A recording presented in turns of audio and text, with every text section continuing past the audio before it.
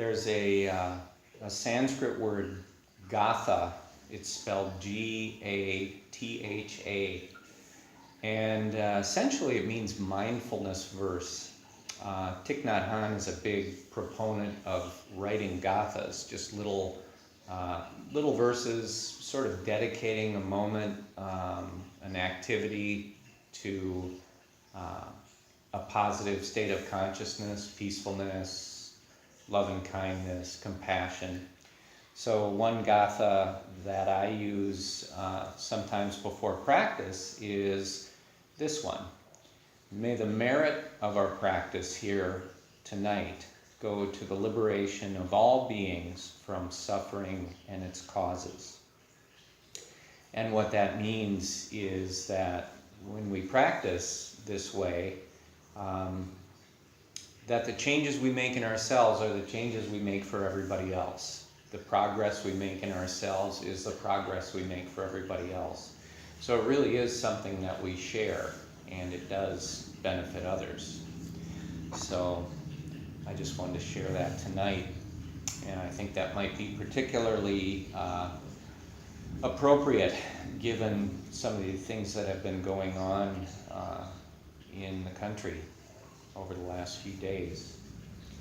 So why don't we just take a moment to let go of whatever it is we're carrying that we could do without, whether it's stress, anxiety, maybe a feeling of worry, sometimes a feeling of anger. We can become aware of these states of consciousness in ourselves. There's nothing wrong with having them. It doesn't make us bad. It just means that we're human beings. But by becoming aware of these states of consciousness, we can actually put them down and let them go. Sometimes when we get angry or we get upset, we tend to cling. We tend to get attached to those feelings. So it is possible to recognize them and let them go. So let's just do that together tonight, letting go of all unwholesome states of consciousness. I'll sound the bell.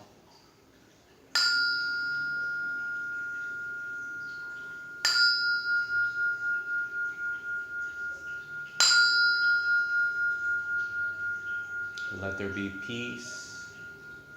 Let there be peace. Namaskar. Welcome, everybody. Well, we'll get started on our meditation together. So if you want to change positions at all, this would be the time to do it. Do whatever you need to do to get comfortable.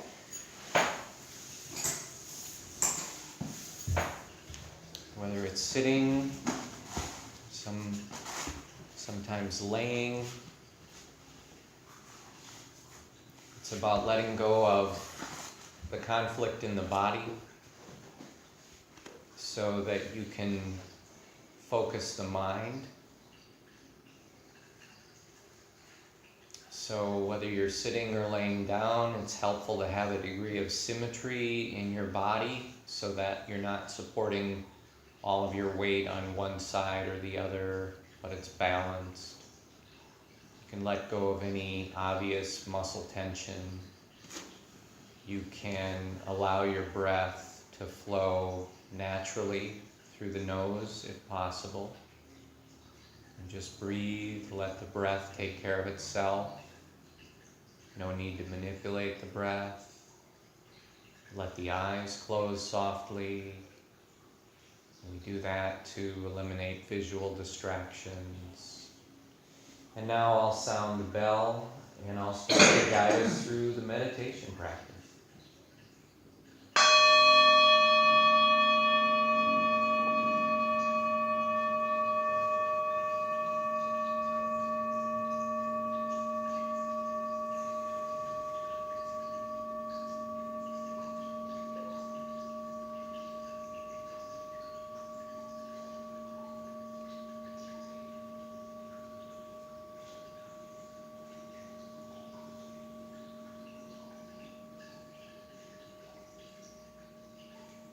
Follow the sound of the bell as it fades into silence.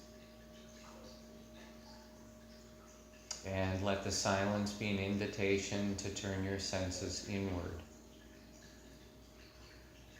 We can let go of the habit of the mind, which is to be projected outward, to be thinking. Instead, we can focus inward, become aware of the sense of presence you have in your own body, the feeling of sitting or laying, being aware of your presence. And you become aware of the reliability of the body, the reliability of the breath. It is dependable, something that's available to you whenever you choose to focus on it. So with that sense of awareness established, let's bring our awareness up to the top of the head and to the area of the scalp. And for a few moments, just let yourself focus on any physical sensations in the area of the scalp. So it's just a very gentle awareness, but at the same time it's attentive. You can cultivate the quality of being interested in what you find as you open the awareness to sensation. And sensation usually presents itself as temperature. There's an awareness sometimes of temperature in the body or temperature in the room, the surroundings. You may feel cool or warm. Sometimes there's a sensation of air movement. Sometimes a sensation on the surface of the skin, a tickle or an itch. So you're just aware, just focused on these sensations as they come and go, as they arise and pass away. If you discover any tension anywhere in the scalp, you can just let the tension go. Becoming aware of it, you can allow it to leave the body and just let yourself begin to rest in the stability of your own awareness. And now from the scalp we can begin to move the awareness downward into the forehead. Feel the awareness moving into the forehead, down into the temples. Feel it moving down through the eyebrows and into the eyes. Just this awareness moving down, awareness of sensations, temperature, air movement, sensations on the surface of the skin. If there's any tension in the forehead, if the brow is furrowed, just release, let that go. Let the temples soften if they're tight. Let the eyebrows relax. Let the eyes soften. Continue to observe the sensations as they arise and pass away. And then from the temples we can begin to guide the awareness downward, downward into the ears. Open up to the sensations. Moving forward from the ears into the cheekbones and the face. And from the eyes, feel the movement of awareness as it passes down through the nose, through the lips and mouth and chin. Just observing the sensations of the body. And there's nothing that you need to be looking for, nothing that you need to notice in particular. You're just aware of the sensations, whatever's there. And there's no need to judge them in any way or evaluate them. It's just awareness. without thought, without judgment, present in the face, present in the mouth, lips, chin, the cheeks, the ears. Any tension you discover, you can just release it. Let it leave the body. Continue to rest in the peacefulness and the stability of your own body, your own mind. Now you can begin to guide the awareness downward from the chin down into the neck. Feel the throat, feel the sides of the neck, be aware of the back of the neck. Again, just aware of sensations as they become known by awareness. If there's tension, let it leave the body. The image of the butterfly that I often share is helpful in releasing tension. Tension is not an enemy, it's not a problem, but there are times when tension is not necessary. And so when we become aware of it, we can treat it with real compassion and kindness, like we would if we found a butterfly trapped inside on a warm summer day, maybe resting on a windowsill. We might walk up and gently cup that butterfly in our hands and carry it outside. And we'd release it into the trees or the grass. And there'd be a gladness in our hearts, a compassion, a softness. So release your own tension in the same way. Just let go. Be compassionate and kind to yourself. And from the neck now, we can move the awareness downward into the shoulders. Really feel that flow of awareness as it moves down, staying with it, noticing the sensations in the shoulders. You might notice the sensation of contact between your shoulders and the chair, or the floor, or the cushion. You might notice the sensation of contact between your skin and your clothing. Any sensation, just let it be known by awareness. Let the tension go in the shoulders, let them drop if they're shrugged.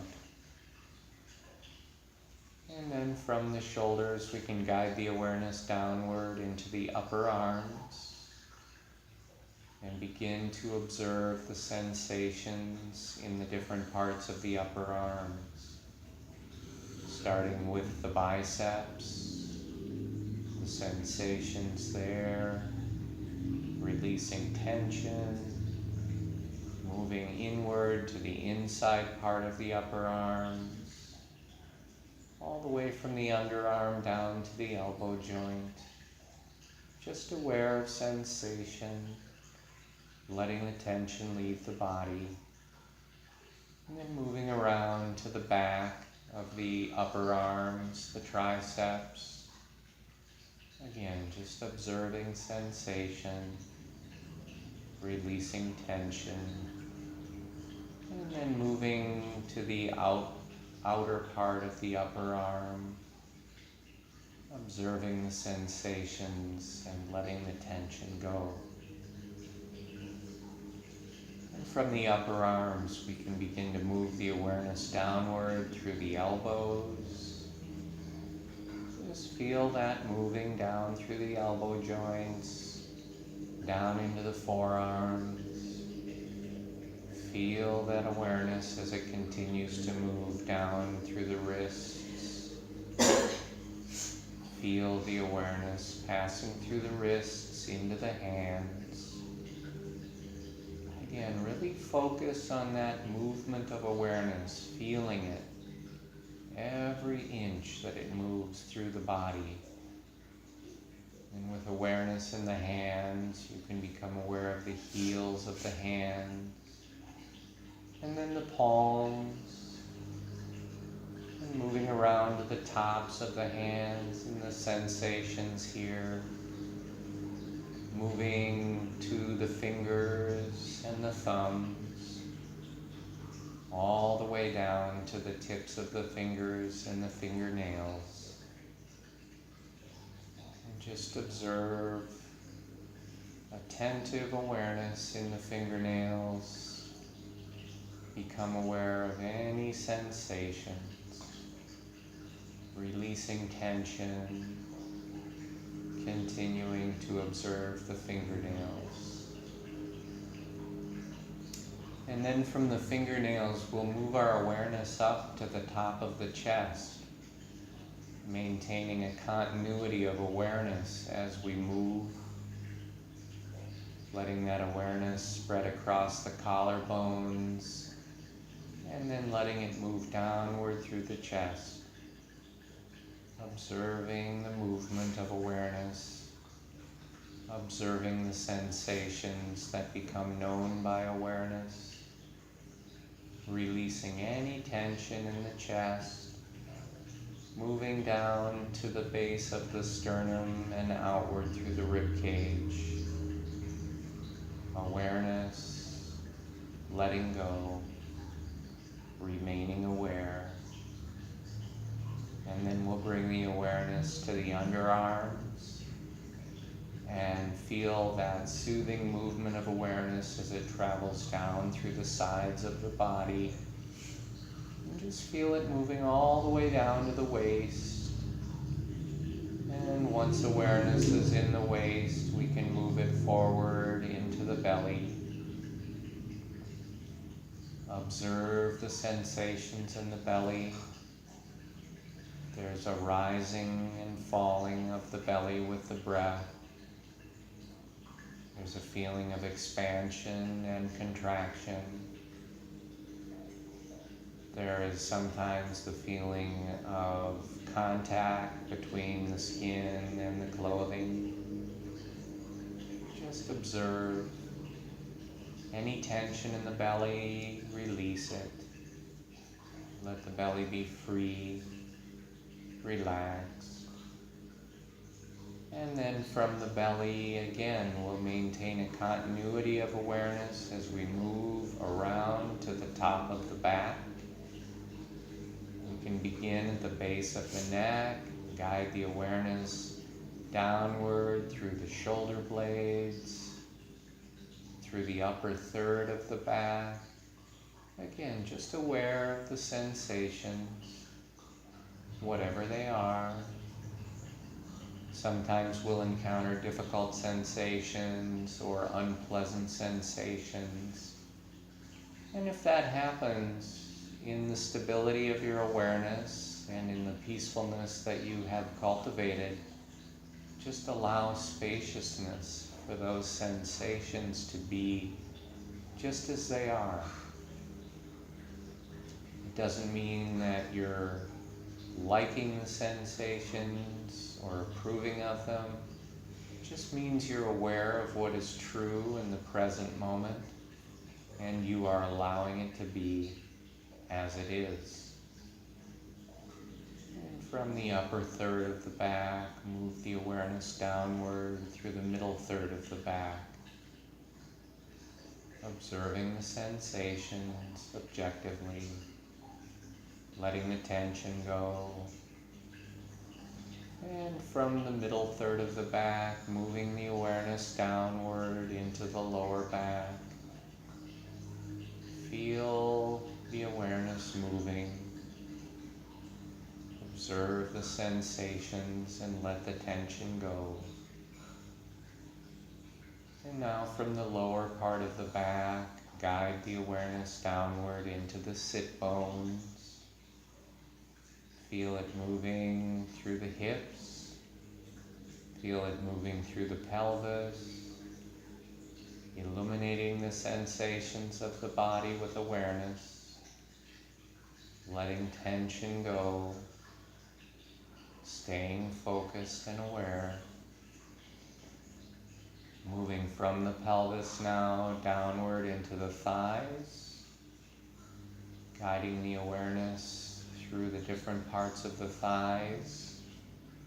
You can focus on the tops of the thighs, the sensations there, releasing tension, moving to the outward surface of the thighs. Again, just aware of sensation, letting tension go, moving to the underside of the thighs, observing the sensations and letting the tension go. Moving once again to the inside part of the thighs, observing the sensations, releasing, remaining aware as awareness moves through the knees, as it moves downward into the calves, as it moves downward into the shins. Just aware, releasing, moving through the ankles, awareness of sensation.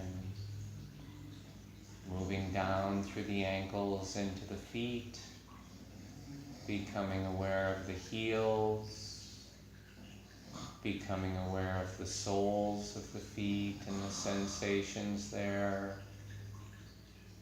and becoming aware of the tops of the feet now. All of the sensations. Let the tension in the feet go. Move the awareness downward into the toes. Observe the sensations in the toes and release. And finally move the awareness down into the toenails. Observing the sensations in the toenails. Very subtle sensations of energy or pulsation or vibration. Observing, and then from the toenails we'll bring our awareness once again up to the top of the head, up to the area of the scalp, and this time at your own pace you can begin to move your awareness back down through the body.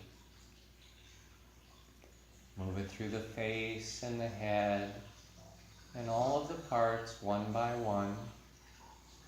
Once again, observing sensation. You can move slowly or you can move quickly. Just observe. Notice the places in the body where tension has returned, where tension has reappeared. And just let go of that tension unconditionally, knowing that tension arises in the body as a reaction to different stresses, different emotions, different experiences throughout the day. And even after those experiences or emotions change, we continue to hold tension in the body in different places. And by releasing this tension again and again, we can start to set ourselves free from the habit energy of the mind, from the reactions that cause this tension to reappear. Just release, move the awareness through the body, from the head all the way down to the feet.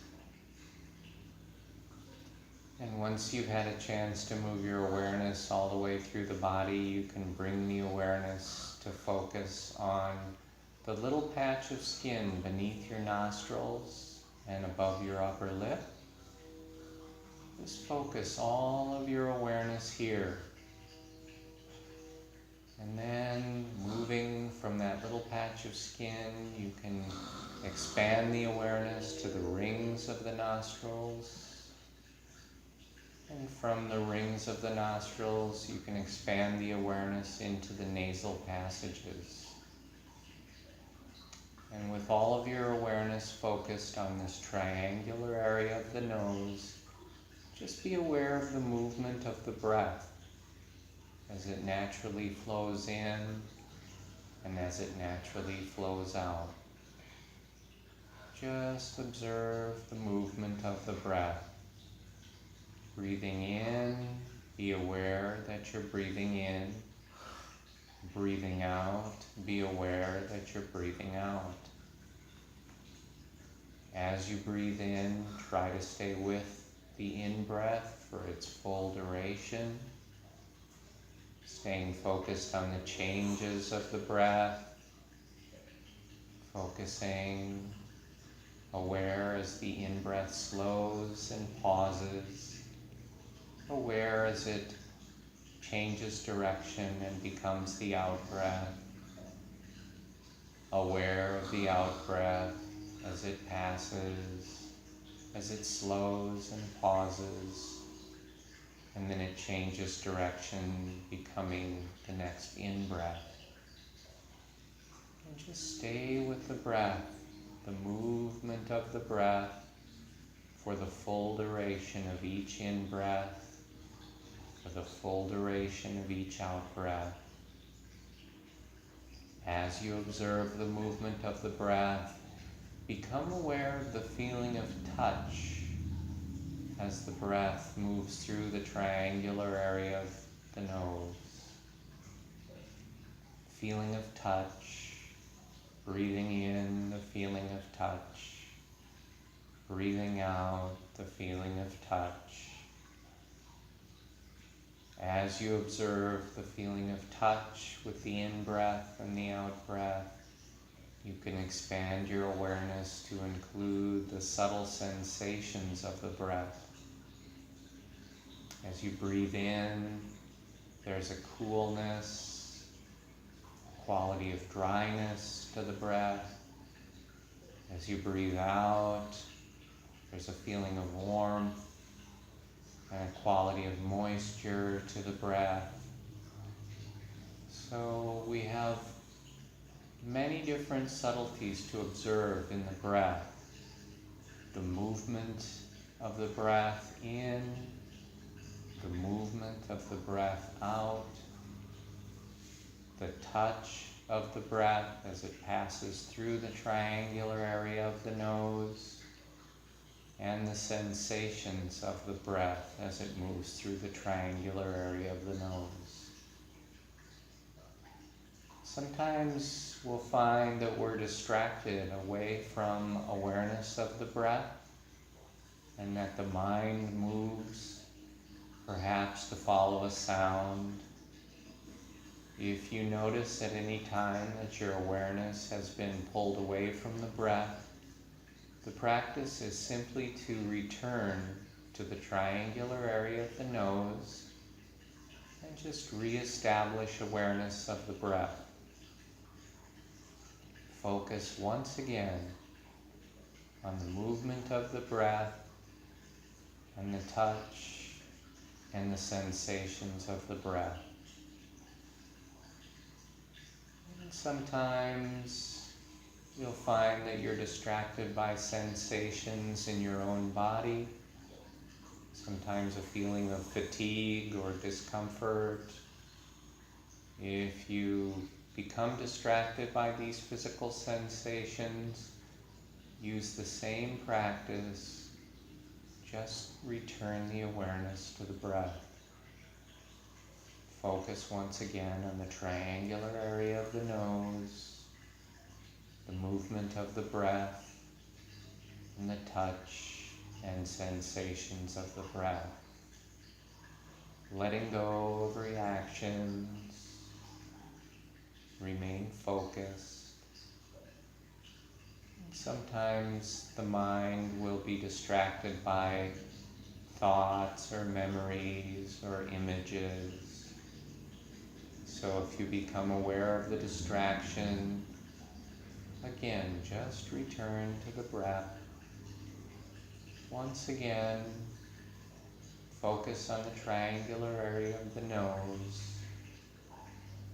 Once again, focus on the movement of the breath, the feeling of touch and the sensations within the breath. And let's just stay focused here on the breath for a few minutes together in silence. Remain focused on the breath, and in a few minutes I'll sound the bell to end the practice.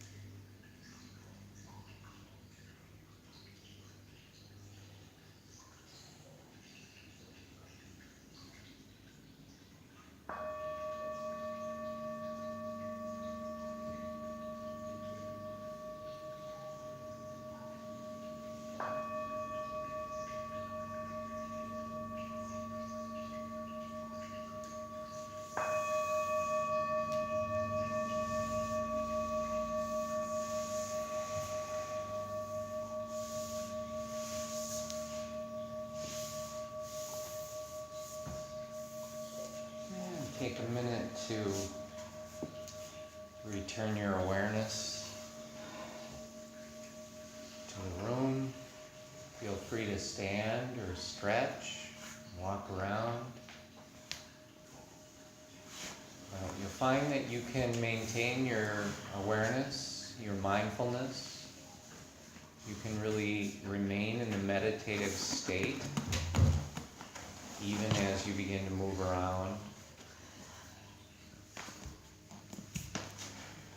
It's helpful to maintain that mindfulness, maintain that peacefulness.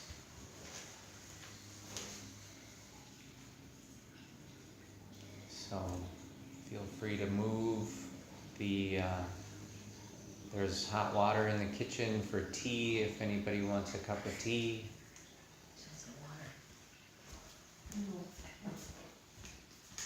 Yeah, and there's water glasses in there too.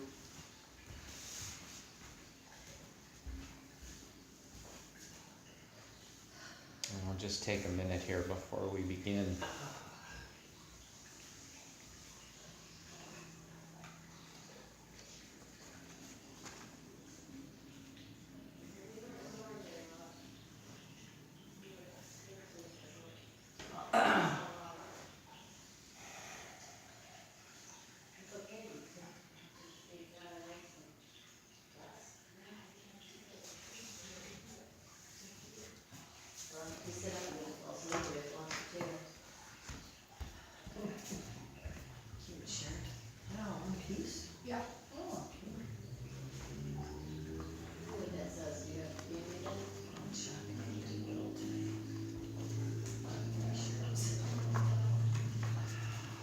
Can we bring the water in here?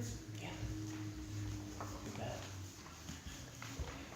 We have a handout for tonight. Cheryl, would you mind? Yeah. Thank you so much. Tonight we're going to talk about the sixth parami, Khanti parami. And Khanti parami is the perfection of patience. So I've been looking forward to this one. Thank you. Thank you.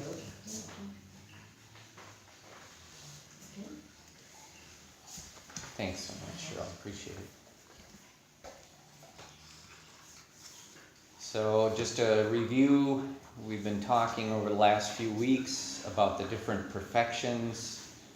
These perfections aren't some far-off thing that we never reach, but these perfections are really aspects of our own character, of our own personality that are already present. And according to the teachings, these are things that we can cultivate, make them stronger, make them more prominent, because they do already exist. And so just to review them so far, we have Dana Parami, which is the perfection of giving, the perfection of generosity. There is Sila Parami, which is the perfection of virtue, right conduct, right speech, right action. There is Nikama Parami, which is the perfection of renunciation. And renunciation in this case is oftentimes for us the renunciation of attachments. So the things that we get attached to over and over, we're willing to let go of those attachments. We're willing to renounce those attachments. So it's not a negative type of renunciation, but a renunciation that sets us free. And then we have Panya Parami, which is the perfection of discerning wisdom. This is the quality of a mind that is focused on what is happening in the body and in the mind. And this gives way to discerning wisdom. And then Viraya Parami, which is what we talked about last week, the perfection of energy, or energetic effort, as I like to refer to it. And then tonight we move into Khanti Parami, which is again the perfection of patience. So we'll talk about that. Again, this is the sixth of the 10 paramis, and the Pali word Khanti is generally translated as patience, but it also has the characteristics of tolerance, forbearance, forgiveness, and acceptance. And as we normally go through these, Khanti is perfected by the previous parami, which is Viraya, that energetic effort. And Viraya is purified by Khanti, the perfection of patience. And the important thing to remember about this is that all 10 of the paramis are strengthened and clarified by the practice of all the others. So one of the common images in Dhamma practice is of a wheel with spokes. The symbolism of the wheel with spokes is that the hub is supported and made strong by all of the individual spokes, but any one of them alone is insufficient to provide the wheel with strength. So with this image, we can kind of focus on that balance, that all of these need to be cultivated. It's not helpful to cultivate only one and ignore the others. There are also what are known as the 5 hindrances, which we've talked about, but I wanted to mention these again tonight. The 5 hindrances are, and these are hindrances to meditation practice, to mindfulness. The first one is sense desire or greediness in some cases. If we're sitting in meditation and we're just thinking about, I'd rather go get a cup of tea, or I'd rather go have a snack, or I'd rather go watch a television show. These aren't bad things, but these are things that can get in the way of the practice.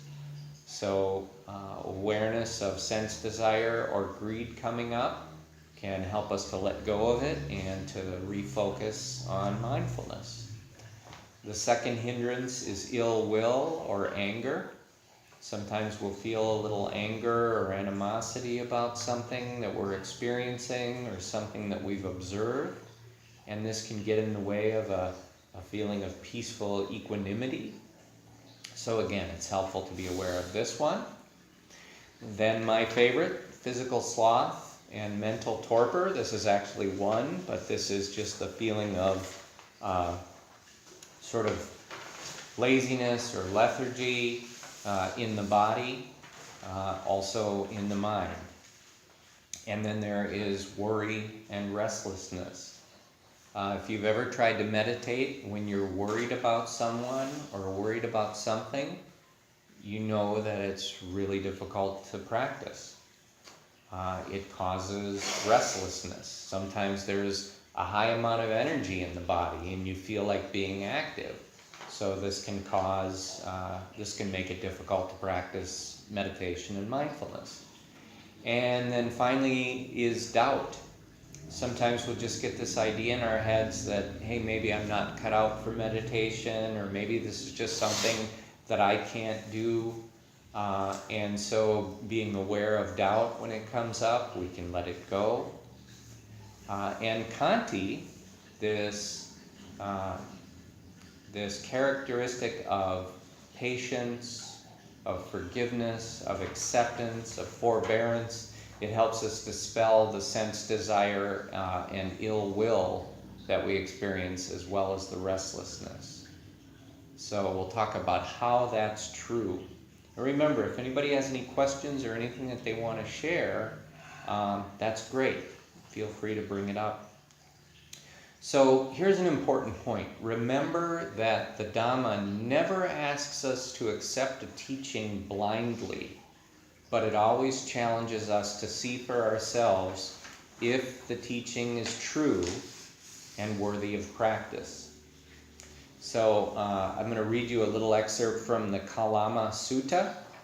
The background on this is that the historical Buddha, Siddhartha Gautama, he was teaching in a part of northern India, and as was often the case, different groups of people would come and they would sit and they'd camp out for a few days or for one afternoon, and they would listen to him teach. And this group of people was known as the Kalama clan. It was just a group of people, sort of an ethnic group that shared a village together. And they came to the Buddha with a question. They said, we've had a lot of different teachers passing through our area. We've heard different teachings about the afterlife, about what we should practice now, about what we should focus on, about how we should pray, or what's right, what's wrong, and we're confused by all these things because in many cases they sort of contradict one another. So they were asking for clarity. They were saying, what do you suggest we do?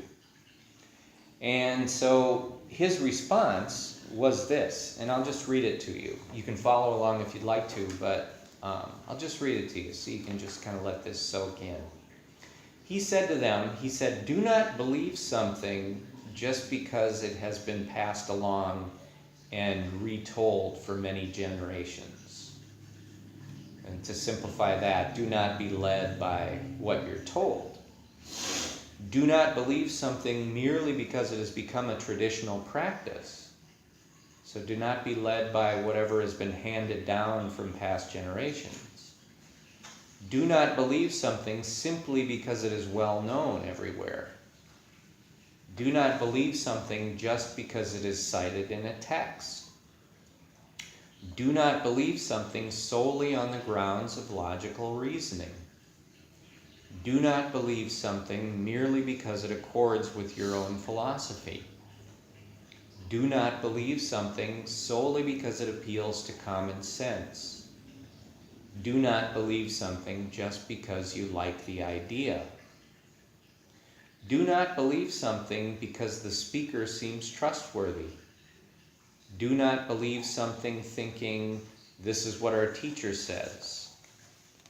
When you yourselves directly know this is unwholesome, this is blameworthy, this is condemned or censured by the wise, these things, when accepted and practiced, lead to poverty and harm and suffering, then you should give them up.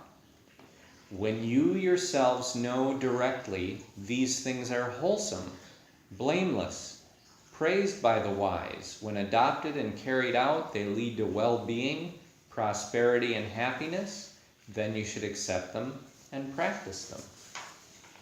So this was really a great challenge to everybody, was to let go of all the ideas, to let go of all the ancient teachings, all the things that have been suggested to them, and go by what their experience tells them.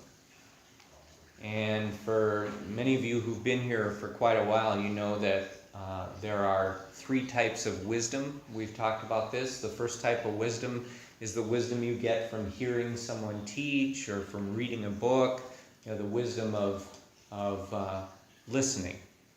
The second type of wisdom is the wisdom that we get from logical reasoning, from working on something in the mind and making sense of it. And then the third type of wisdom, the highest type of wisdom, is the wisdom we get from personal experience. And so this is really what the Buddha was talking about, is that those first 2 types of wisdom are fine, they're helpful, they're beneficial, but really what's most beneficial is personal experience. When we have a personal experience of something being harmful or unhelpful or unsettling, then we know it's something we should avoid. And when we have the personal experience of something being peaceful, joyful, good, helpful, something that cultivates happiness within us, then that's something we should practice. So it's asking each and every one of us to just open ourselves up to what is my experience in the present moment, and let that guide you. So one way to take this practice of Khanti parami, the perfection of patience, one way to understand the benefit of that is to think of its opposing states of consciousness. So what are the opposing states of patience? That would be impatience. What's the opposing state of tolerance? It would be intolerance.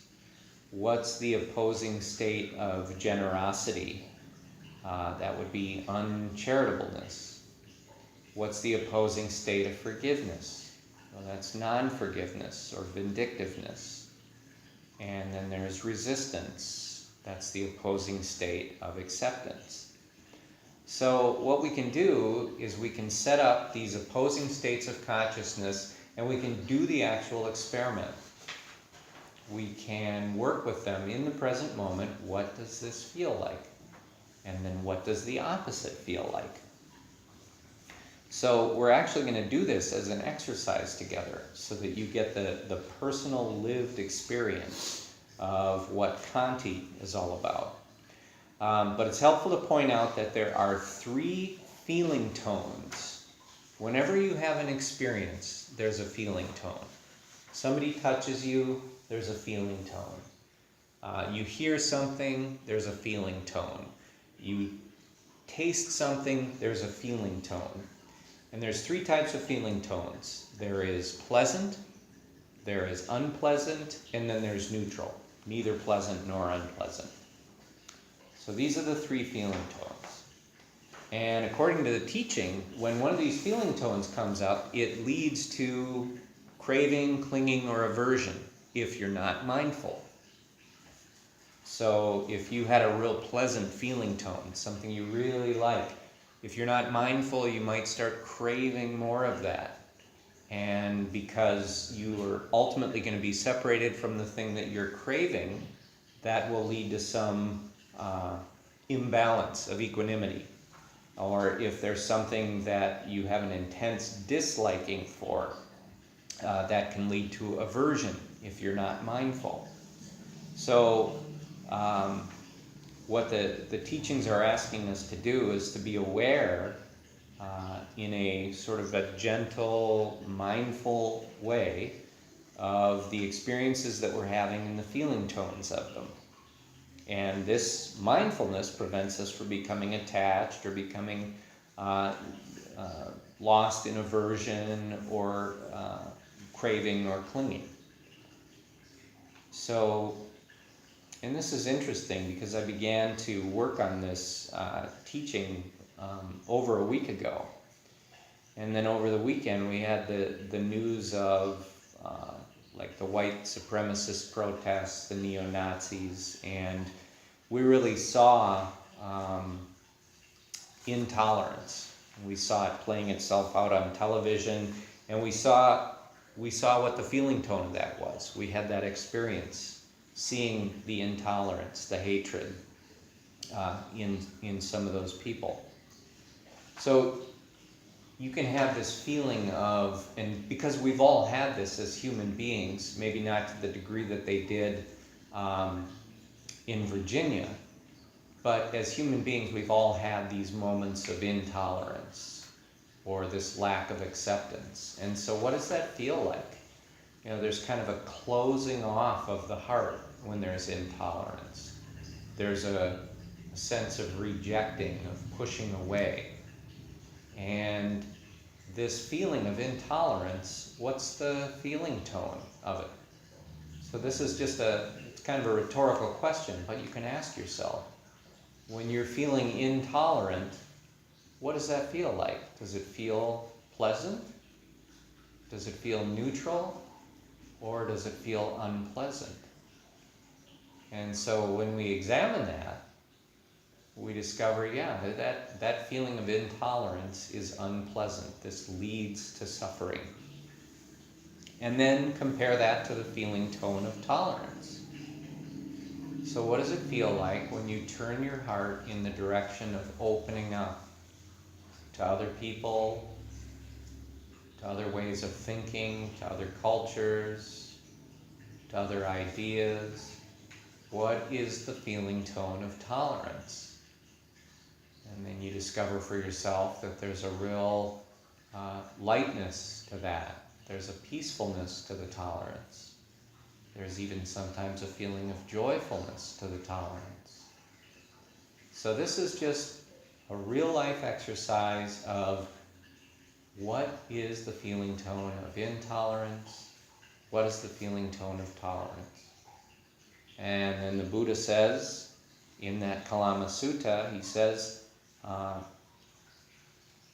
if it causes you to suffer, if it causes others to suffer, then it's something that should be abandoned. The next one is, what is the feeling tone of uncharitableness?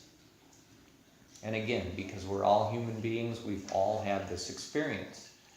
Sometimes we feel like there's not enough of something, and so we have a little greediness or a little stinginess, or there's a lack of charitability. And what does it feel like when the heart is turned in that direction? what's the feeling tone of that? So again, we're doing this exercise right now in real time together. What does it feel like when you're closing off the heart? When there is greed, or when there is a lack of generosity or charitability? The feeling tone of that is unpleasant. It feels like we're restricted. It feels like there's not room to breathe. And now turn the heart in the direction of what it feels like to be generous, or to be charitable, or to be giving, or to be helpful. What is the feeling tone of that? And again, the feeling tone here is a feeling of freedom, a feeling of joyfulness, a feeling of lightness, a feeling of expansive awareness. Rather than a contracting or a constricting, there's an openness. There's a freedom to it. So this is the feeling of charitability versus uncharitableness. What is the feeling tone of non-forgiveness and vindictiveness? Again, as human beings, we've all had this experience.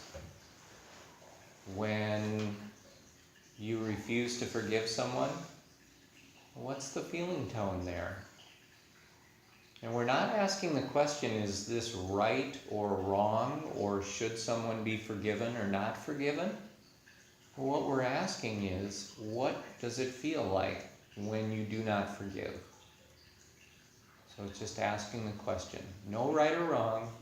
What is the feeling tone of non-forgiveness? And again, when the heart is turned in the direction of non-forgiveness, there's a closing off. There's a walling up. There's a feeling of tension, restrictedness.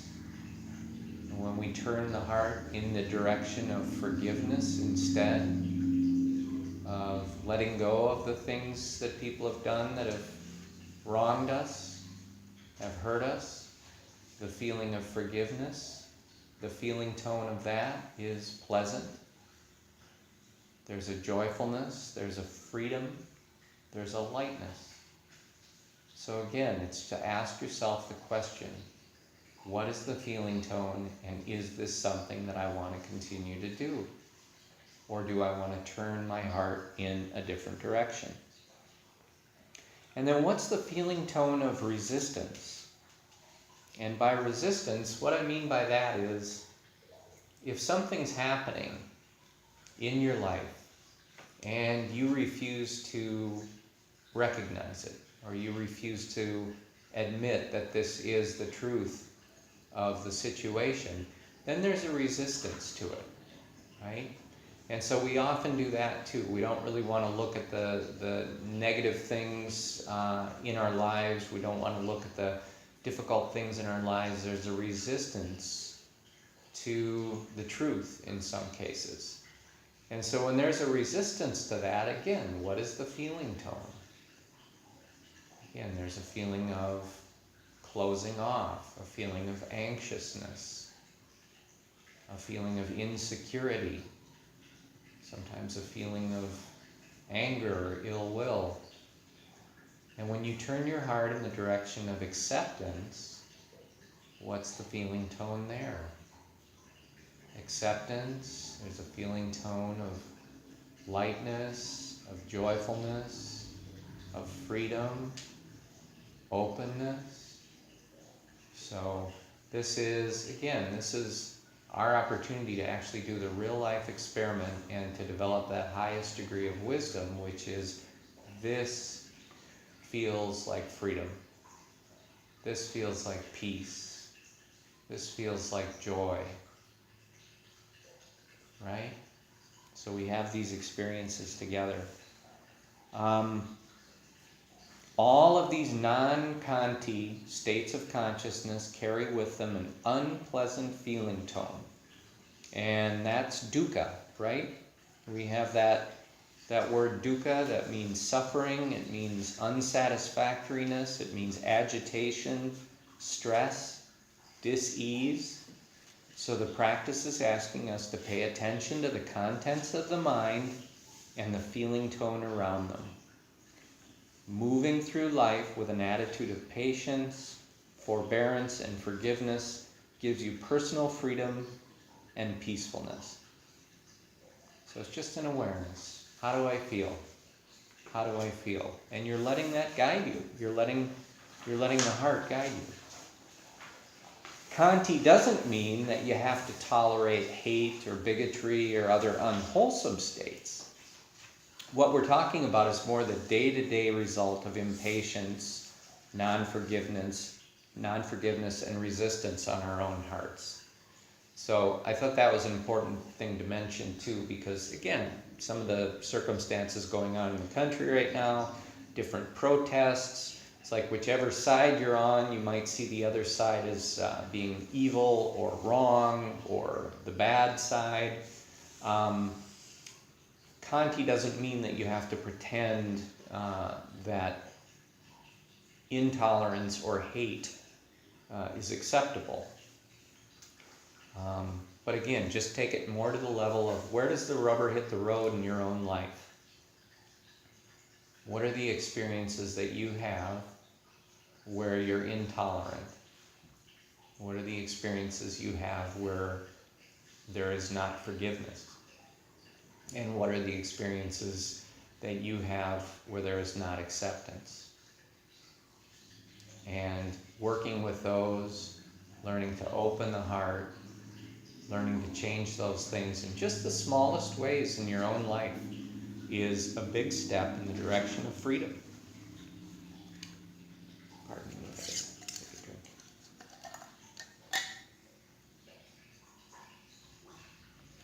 There's a Taoist parable I put in here on resistance. I've shared this before, but it's one of my favorites.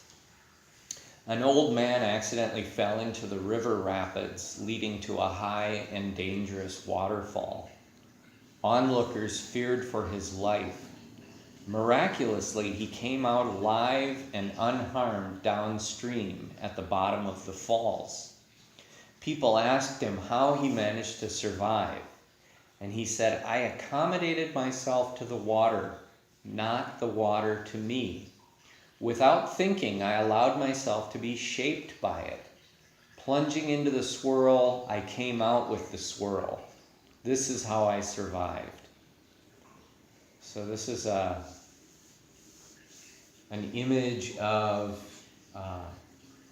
letting go of resistance, becoming soft and pliable, and being able to change as things around you change. The last part of this that I wanted to talk about is some practical exercises for cultivating Khanti. Again, starting with the little things. But here's an example that I often use is the supermarket, because we all have experiences of going to the supermarket, going to the grocery store, picking up a few things, doing some shopping. So let's just say that you're in the supermarket checkout. You're getting ready to choose which one of these cash registers you want to go to, and someone kind of jumps in front of you. They're a little quicker, and they jump in line, right? So it's not real overt, but we've all had that experience where somebody kind of slides in front of us, and we feel a little annoyed. We feel a little bothered by that. So here's what we do in the practice. The first thing the practice is asking us to do is observe objectively what our experience is. So you're not judging yourself, you're not being harsh with yourself, you're just noticing, oh, I'm annoyed. I'm feeling annoyed, I'm feeling bothered. The next thing that the practice asks us to do is to investigate it. When we bring an objective awareness to our experiences, it allows us to investigate it without having some predetermined conclusion, right? So if we're objective, we can say, why do I feel annoyed? If we're not objective, we'll say, well, because that guy was a jerk, or because that guy was rude. But if we are objective, we can look at it and say, well, I'm in a hurry. So this person moving in front of me makes me feel more rushed. or I felt like that spot was rightfully mine, so I kind of feel slighted. So bringing this objective observation allows us to investigate, to determine why it is we feel the way we feel. The next thing is to bring understanding to it. Now this is an aspect of the wisdom mind. So we might think about, well, my schedule predicament is the way it is, the product of my own thoughts and actions. Time passes either way. I can feel more annoyed with each passing second, or I can choose a different outcome. So this is really bringing wisdom to the situation. Observing it objectively, I'm annoyed. Why am I annoyed? Well, because I'm in a hurry. I feel rushed. I feel slighted by that person, or I feel like they were rude to me. So bringing real wisdom to it, sometimes a helpful way to look at this is, how would you explain it to a friend who was really bent out of shape, or to a child who was really upset by the same thing? You bring a degree of wisdom to it. So whatever that might be in the situation. And then the final one is to release it. And this is the conscious decision to loosen the grip of the reactive mind and move toward equanimity. And that's the all-important thing. The first few steps are enough to get you to this point, but this is where a lot of times people kind of back off, which is the actual, okay, now I'm going to let go. I'm going to let go of the reactive mind and my anger or my ill will or my hostility. So again, observe objectively. This allows you to investigate. This allows you to gain understanding. And the understanding allows you to release. Does this make sense, this little 4-part exercise? Yeah. Yes, yes, yes. Does it seem like something you'd be able to do? I notice more and more often that the world's a better place when I do this, because rather than seeing other people as the enemy, or rather than seeing other people as the problem, I see things as just occurring in this, this great big world that we live in. There's a lot of things happening, and then there's my reaction to those things. So I find that when I'm objectively observing and investigating, creating understanding through wisdom, that I am able to release. So then maybe the person in front of me, I think, boy, if they're in a hurry, it's good they're in front of me, Or what if you had been 30 seconds more behind schedule before you got to the store, and then that person had already gone through the checkout? Well, then you'd be there and you'd feel good about where you were in line, right? So it's just minor little things. You realize these are just things that are happening, but it's the way I'm reacting to all these things that caused me to suffer in so many cases. And so again, rather than seeing other people as the enemy or as the problem, I'm seeing it not as me being the bad guy or as me being somehow evil, but just as me being, well, this is the reactive mind. This is what happens when I just let the mind go on autopilot. When I'm mindful, I have the ability to take these steps. I have the ability to actually shape my own reactions, which end up shaping my own reality. So, any questions? I was just thinking about how we do this quite frequently when we go to our cabin and we're going camping, is when, we usually take roads where there's not a lot of cars, but all of a sudden you'll look and there's somebody like right there, right on your butt, right? Uh-huh. And I'm just always telling my boyfriend, just let him go by.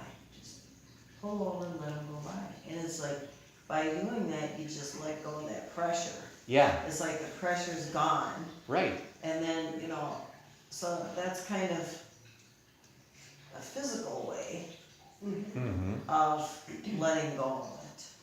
Absolutely. Just let them go by. Yeah, so it's a behind them. yeah, it's a releasing or an acceptance. Yeah, I'll find myself in the same situation. Everybody's had that experience. Somebody's on your bumper, you feel kind of uptight about it. What I will try to do is maybe I'll get to a part of the road where it's straight and I can see that they could pass me now, and so I'll maybe move into the shoulder a little bit and you know, slow down, make it easier for them to pass me. And so yeah, then there's just this, this feeling of freedom, this feeling of release, right? So it's equanimity, letting go of the reactive mind, which is, oh, this guy's on my tail, you know, what a jerk. He should really back off. Maybe I should slam on my brakes and scare him a little bit, right? But instead, just switching the consciousness to, what is the feeling tone around me being kind of angry or having this this ill will towards the guy behind me? You know, it doesn't feel good. Sometimes you got traffic in both lanes. And there's some idiot who gets either on your tail or the tail is, there's like maybe 3 or 4 cars. This person in front of you is right on somebody's butt. There's a bunch of cars over here, you can't go on that lane, they can't get over. It's like, really? What are you trying? Where do you want that person to go? Yeah. You know? Well, and then what I find is helpful for me, and I don't do it every time, I'm not claiming to be perfect on this, but I just feel like, okay, I'll just back off a little bit, you know? I'll just kind of loosen things up, create a little space between me and the other people, and, you know, see how that goes. So it's sort of this letting go of the idea that I need to kind of keep my place in the pack here, or I can't, you know. How many times have you passed someone only to have them pull up next to you at the next red light? You know, it's like you end up, it really the doesn't same matter. place, right? Yeah, exactly. So these are just little examples of, you know, just kind of everyday experiences. Driving in the car, the checkout line, I appreciate that, Linda. Yeah. We had the experience in Long Island of going to an intersection that had like 5 streets coming together and mass traffic. And there was a semi trying to back into one of the intersections. And I wish you could have been there to see how the people acted.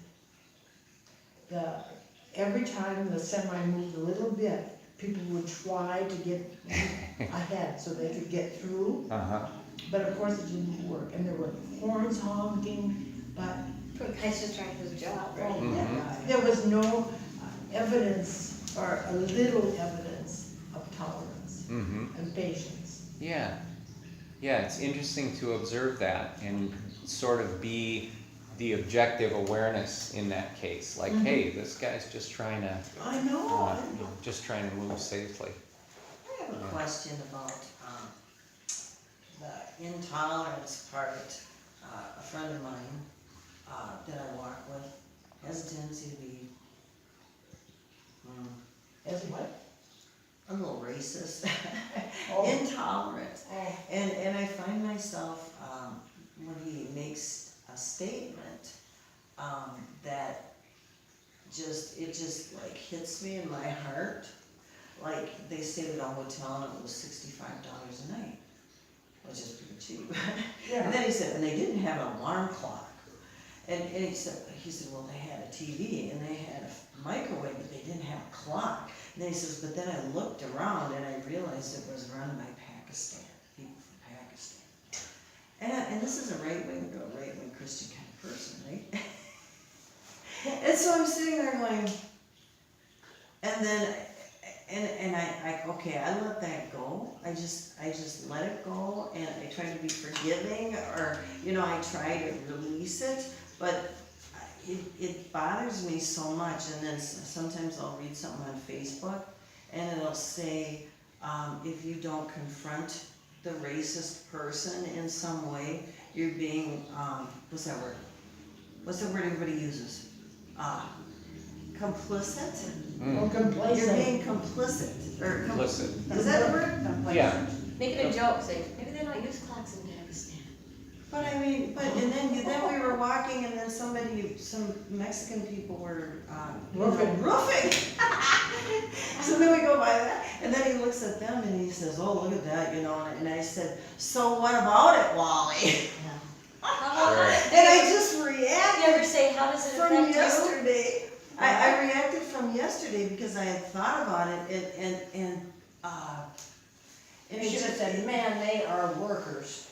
well, yeah, They're and not I do lazy. feel that way. I always try and say something, but this is where this stuff sounds really good on paper until all of a sudden it's in your face and you feel like, how do I act towards this person that I really care about? Right. That's being really Ask me Cool. how does it affect you? Well, and sometimes and being it's- confrontational isn't helpful because they're gonna close off more and you're actually gonna create a little more of a barrier. Oh, I know. So one of the things that I've found is helpful is to share personal experiences that are positive. So it's a way of kind of redirecting the energy. So, they might say something that's sort of, a little bit racist or a little bit intolerant, something like that. And so then I might share something, for example, my younger brother is married to an African American woman, and so they have 2 children together, and they're just beautiful kids. And when his son was born, I thought of the situations where people are afraid to be pulled over by the police, because they're afraid they're going to be a suspect right away, and that they're actually afraid for their safety, and that parents, you hear a lot of times African American parents have to tell their kids, boy, if you get pulled over by the police, keep your hands on the steering wheel, be polite. They have to go through all these different things. Well, this is one of the things that I can share with people is, then in my brother's case, now he's got to have that talk with his little boy, and so this is just this little baby. Trevor Noah wrote a book called Born to Crime because he was born in South Africa. Right. His Daily Show? Mm-hmm. And he was born in South Africa during apartheid, and his father was a Swedish man and his mother was a black woman. And they couldn't even walk on the same side of the street together. Mm-hmm. They couldn't walk on the same side of the street together. She had to pretend that she was a hired maid taking care of, because he was very light skinned as a baby. And the dad would walk on the other side of the street. And I mean, some of the things he just describes growing up there during apartheid, it was just... Yeah, and see, that little thing that you shared there, that's another example of something you could share with someone that isn't like, it's not confrontational. You just bring it up, they make their little comment, and you could say, do you know who Trevor Noah is? And you just explain it just like Cheryl did. And so there's this little, oh, yeah, I mean, that's kind of heartbreaking, right? Could you imagine if you weren't allowed to, Be with your dad? Yeah, or be permitted to walk with the person that you were married to or in love with? I mean, how painful would that be? So these are little things that you can share that aren't confrontational, but they sort of open the heart, I think, a little bit. And We went to hear that woman talk, that civil rights person Oh, yes. in the library, and she was one of 9 people that when they were in college, they walked into a library that was for whites only, and then that started in their area there, in Mississippi, that started their desegregation, and the library was actually desegregated after that, a year later. But, the water, you couldn't use the same water fountains, you had to go in different doors, you couldn't, it's like just, and it's, really, I just can't. Go around and, It is. Yeah. It's, and the stuff that's been happening this week is just a reminder of how many people there are that are very racist in our country.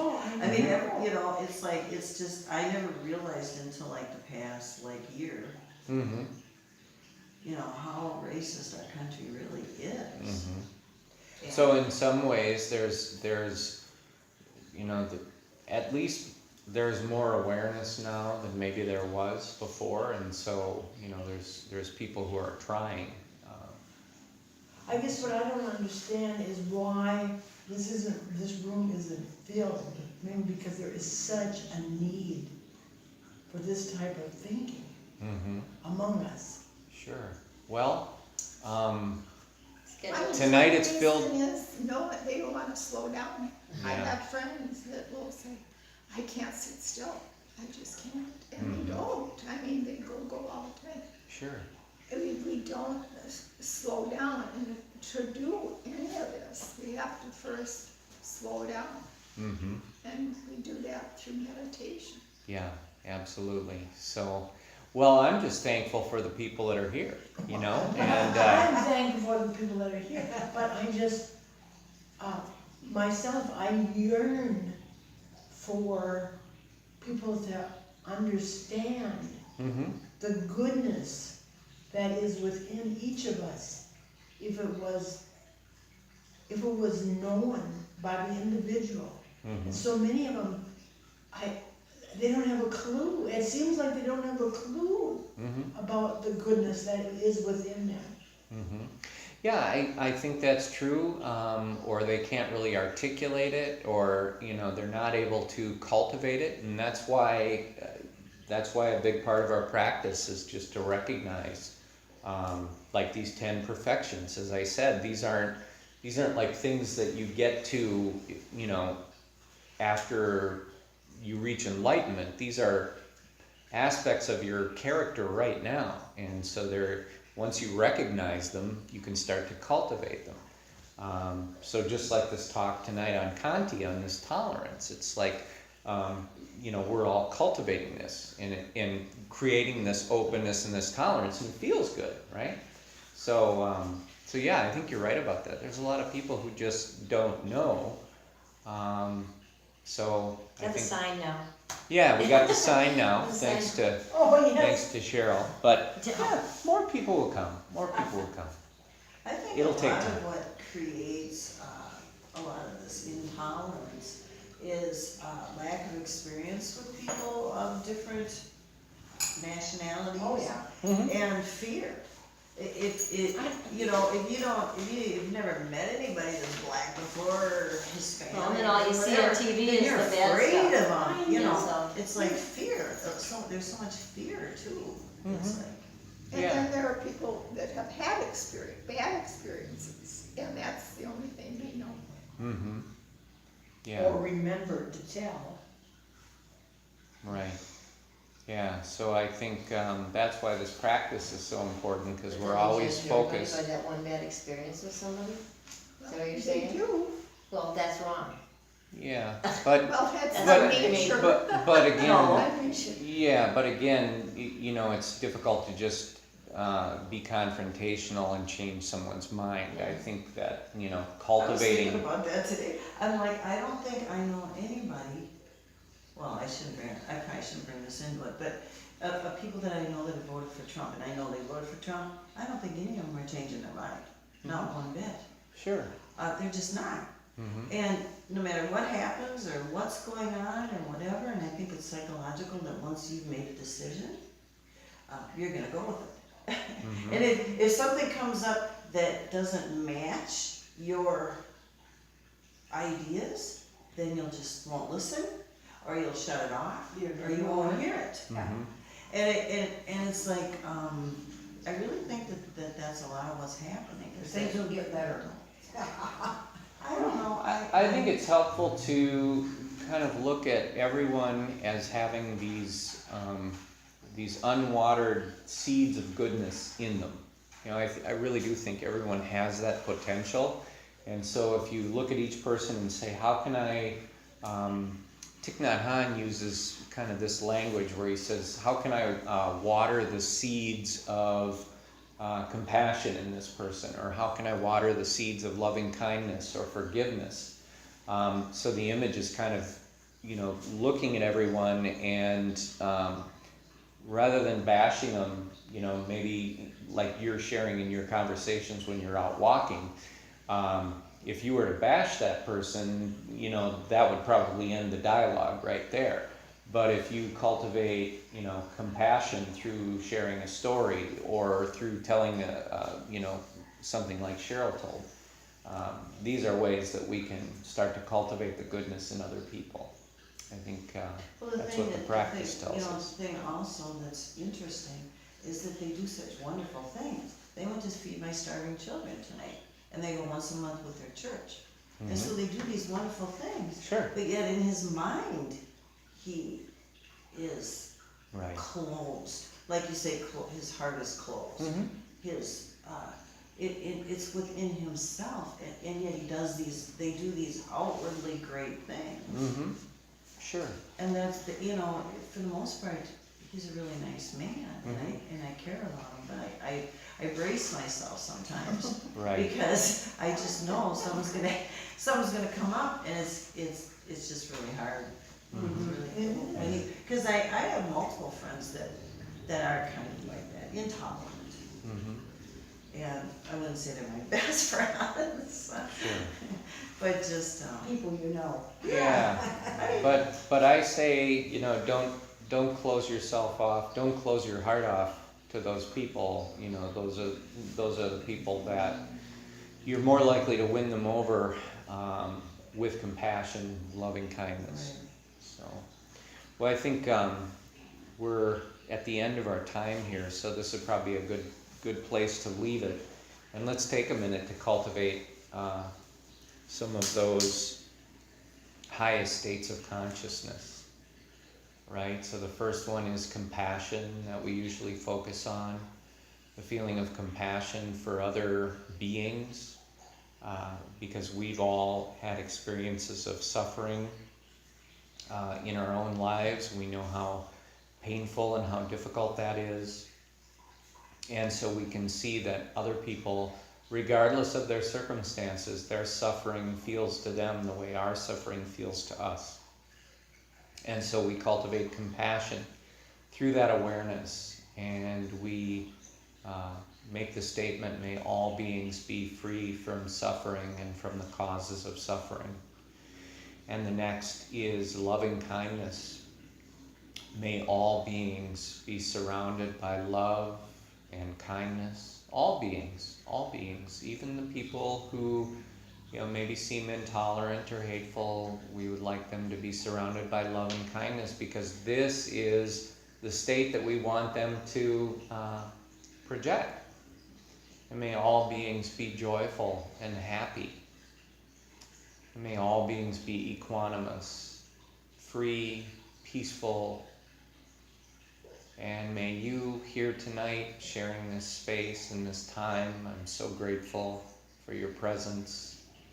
May you all be truly, truly happy.